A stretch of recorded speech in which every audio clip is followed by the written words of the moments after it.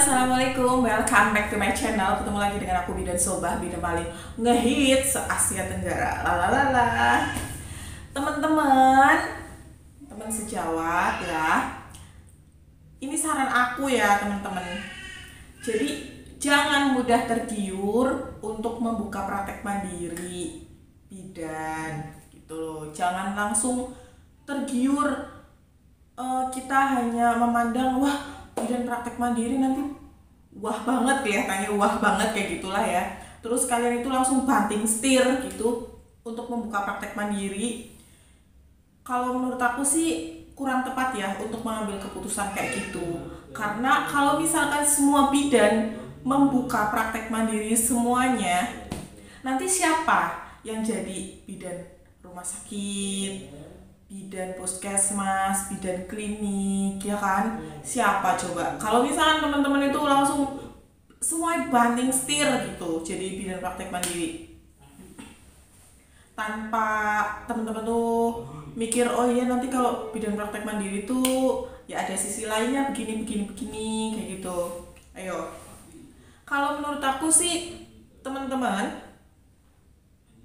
yang perlu dipertimbangkan kalau misalkan mau buka praktek mandiri, ada beberapa hal ya dari aku pribadi. Kalau misalkan teman-teman memutuskan nih mau membuka praktek mandiri gitu atau tidak gitu, menurut aku sih satu, lingkungan kerja teman-teman sekarang itu bagaimana, toksik atau tidak gitu. Terus kedua, relasi hubungan antara suami dengan istri itu seperti apa.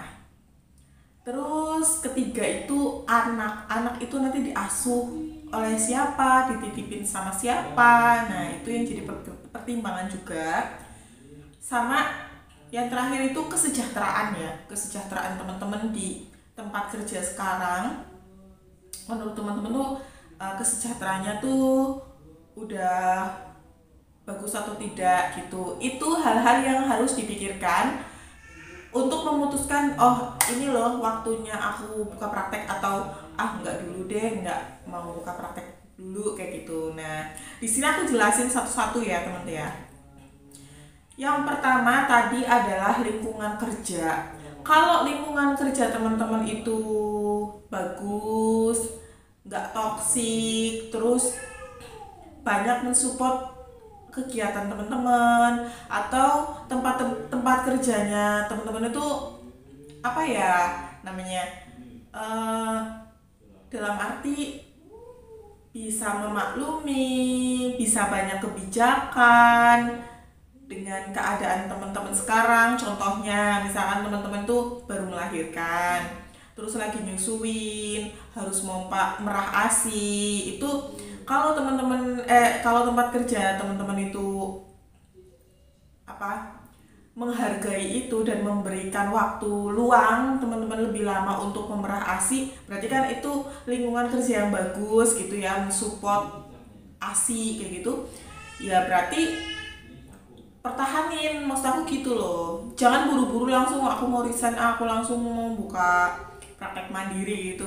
Kalau menurut aku sih pertahanin aja, karena lingkungan kerja yang mendukung keadaan kita, yang mensupport, yang memberikan kebijakan kepada kita ya berarti itu tempat kerja yang baik kayak gitu loh untuk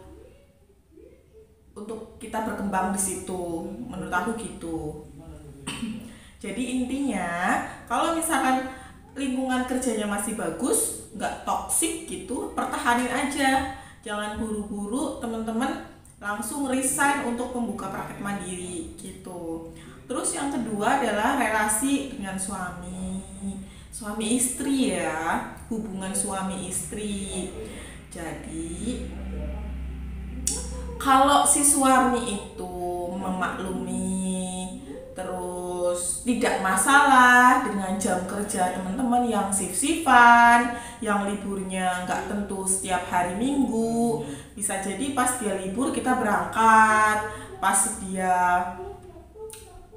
malam istirahat di rumah kita shift malam kayak gitu. Kalau misalnya si suami itu nggak masalah dengan waktu yang berbeda liburnya ya, kayak gitu nggak masalah segala macam ya, pertahanin aja juga di tempat kerja kalian. Jadi jangan langsung mutusin untuk resign dan membuka praktek mandiri, kayaknya kurang tepat kalau misalkan teman-teman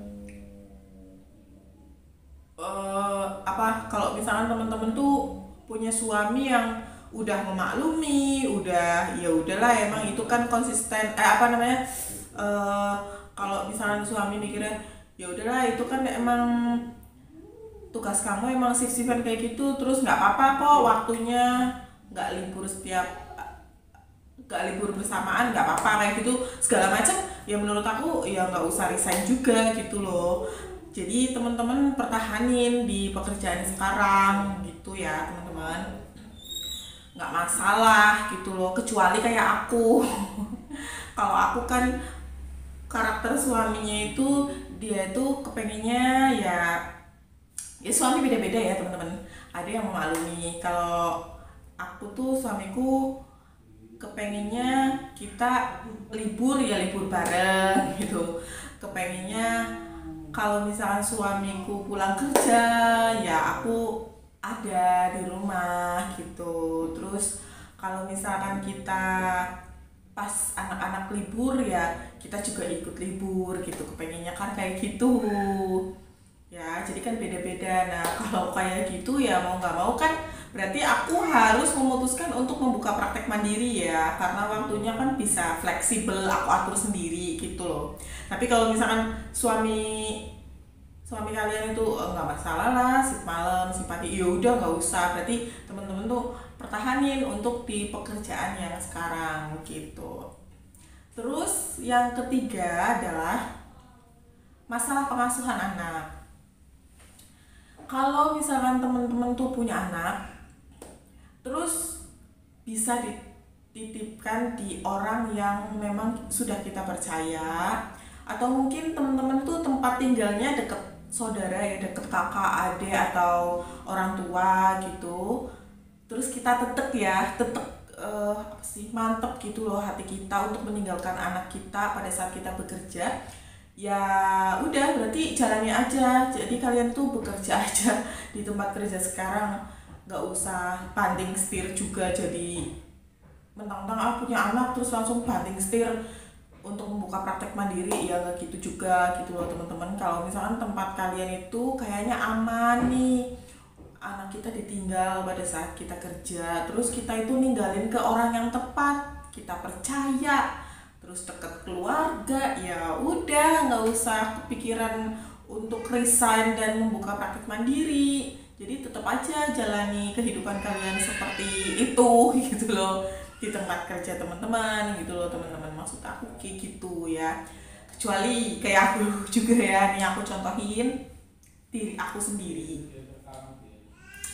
Kalau aku, karena aku kan jauh ya dari orang tua, aku memang ninggalin anakku di daycare gitu ya. Di daycare kan memang ya insya Allah daycare itu aman ya, tapi entah kenapa aku itu kurang tetek gitu loh ninggalin anakku yang waktu itu umur setahun setengahan gitu. Aku kayaknya kurang tetek, kurang yakin gitu, dan aku sama suami juga sama ya perasaannya. Jadi rasanya gimana ya, lebih baik aku yang ngalah maksudnya gitu loh. Lebih baik udahlah aku resign dan aku membuka praktik mandiri, karena alasan pengasuhan anakku itu kayaknya aku lebih yakin untuk aku megang sendiri gitu loh teman-teman, dibandingkan aku tinggal, aku titipin gitu-gitu. Aku kayaknya gimana ya, perasaannya tuh nggak bisa kayak gitu gitu loh teman-teman. Nah di sini teman-teman yang bisa ngerasain sendiri lah. Di sini juga nggak ada istilah hebatan working mom, hebatan di rumah kayak gitu, enggak, semuanya sama ya. Karena setiap apa yang kita lakukan itu ya perjuangannya tuh sama aja kalau menurut aku gitu. Kalau working mom yang pergi dan kerja di luar di instansi, otomatis kan dia perjuangannya adalah pada saat ninggalin anak ya, waktunya bersama anak itu kurang gitu. Ya gitulah ya. Kalau di rumah ya kita bisa banyak waktu sama anak, tapi kan untuk keluar, untuk kita ketemu sama teman biasanya kan jarang, nggak setiap hari gitu ya teman-teman. Intinya kalau misalkan teman-teman meninggalkan anak pada saat bekerja dan meninggalkan anak kita itu di orang yang tepat, terus kita percaya, terus hati kita juga mantep gitu, nggak masalah ya teman-teman ya. Jalannya aja kehidupan teman-teman untuk menjadi bidan rumah sakit, bidan puskesmas atau bidan klinik gitu. Nggak perlu langsung resign, langsung banding setir, langsung buka praktek mandiri, itu nggak perlu. Kayaknya keputusannya kurang tepat kalau kayak gitu ya. Kecuali kalau emang juga teman-teman udah kerepotan banget, mungkin ya orang yang dititipin tuh mbaknya cuti atau mbaknya tuh udah liburnya atau gimana lah, pokoknya masalah anak tuh kalau masih bisa dihandle udah nggak masalah gitu, intinya kayak gitu. Terus yang terakhir adalah kesejahteraan ya. Maksud aku di sini kan masalah gaji ya teman-teman. Kalau misalkan ya teman-teman mungkin yang gajinya mungkin UMR atau di atas UMR ya, berarti itu udah lebih dari cukup ya. Tapi kalau misalkan gaji kesejahteraan teman-teman udah di situ ngabdi lama ya, masih honorer ngabdi lama, ditambah teman-teman tuh udah berkeluarga, udah punya anak, tapi kesejahteraannya itu di bawah UMR, terus mungkin kesejahteraan untuk jaminan teman-teman tuh kurang, ya menurut aku lebih baik teman-teman pikirin untuk berani resign dan membuka praktek mandiri daripada teman-teman ngabdi di situ hanya diiming-imingin nanti diangkat jadi PNS, P3K kayak gitu, diiming-imingin itu dengan kesejahteraan yang kurang kayak gitu. Kalau menurut aku sih kalian harus berani resign gitu dan membuka praktek mandiri kayak gitu sih menurut aku sih. Tapi kalau misalnya kesejahteraan teman-teman ya udah standar, udah UMR gitu ya, ya udah nggak usah mikir untuk resign dan membuka praktek mandiri gitu loh teman-teman. Soalnya kalau sepengetahuan aku ya, dan ada sih temanku bidan puskesmas, rata-rata puskesmas ya, udah bertahun-tahun ngabdi ya, gajinya itu masih di bawah UMR banget loh. Jadi kan di situ aku kayaknya kasihan, terus aku ngerasa ya Allah, gimana ya, temen-temenku tuh udah lama ngabdi di situ gitu, instansi pemerintah ya khususnya, kok kesejahteraannya gajinya itu di bawah UMR. Jadi ya ada rasa gimana sih ya, intinya kasihan aja gitu loh teman-teman. Pengennya ya memang jadi tenaga medis itu bukan untuk kaya gitu ya, karena kita kan jasa menolong orang lain ya, tapi setidaknya teman-temanku yang satu profesi itu setidaknya perjuangannya, pengabdiannya itu dibayar dengan sepadan dengan apa yang sudah dia berikan untuk mengabdikan dirinya di khususnya di instansi pemerintah gitu, atau di klinik lah gitulah teman-teman ya yang udah lama.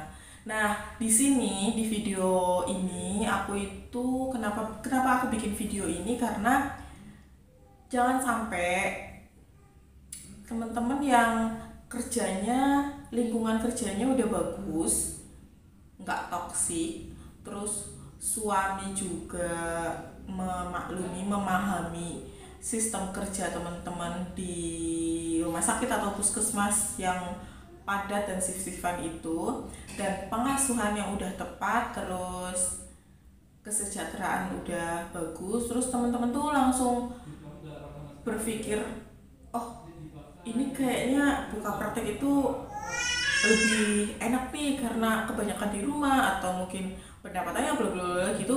Terus teman-teman tuh langsung, aku mau resign, aku mau buka kayak gitu.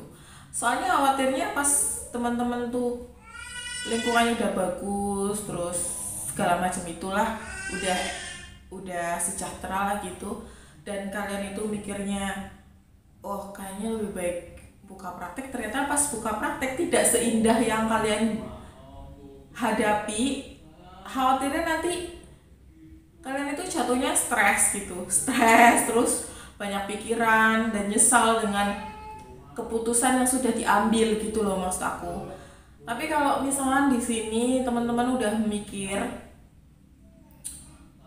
kayaknya lingkungan kerjaku tuh toksik gitu ya, terus atau mungkin kayak aku nih, suamiku pengennya di saat dia libur aku libur kayak gitu, atau anak nih, permasalahan anak ya kebanyakan ya, jadi kebanyakan tuh anak itu yang ngasuh siapa kayak gitu, terus yang ngasuh tepat enggak gitu, terus masalah kesejahteraannya mungkin kurang. Nah kalau saran aku ya, selagi teman-teman kerja, teman-teman tuh ngumpulin duit untuk persiapan alat, persiapan tempat, atau yang belum kuliah ya teman-teman kuliah kayak gitu ya, kuliah S1 terus lanjut profesi. Nah baru tuh kalau semuanya sudah siap, oh udah nyicil, udah kuliah, nah teman-teman tuh baru resign gitu kalau misalkan tempat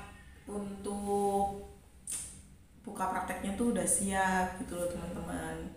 Nah itu sih menurut aku masukan ya, saran dari aku sebagai bidan praktek mandiri buat teman-teman yang lagi mikir-mikir nih, kayaknya aku buka praktek enggak ya, buka praktek. Nah di sini aku kasih pertimbangan nih, kalau seenggaknya kalau pertimbangan di aku itu masuk nih, oh bisa dipakai. Nah ya alhamdulillah gitu. Kalau misalkan enggak ya udah skip aja, toh pemikiran orang kan beda-beda ya, nggak satu, pokoknya beda kepala ya beda isinya gitu ya teman-teman. Oke ya mungkin sampai sini dulu video dari aku, semoga video ini bermanfaat buat teman-teman semua. Sampai jumpa di video selanjutnya, bye.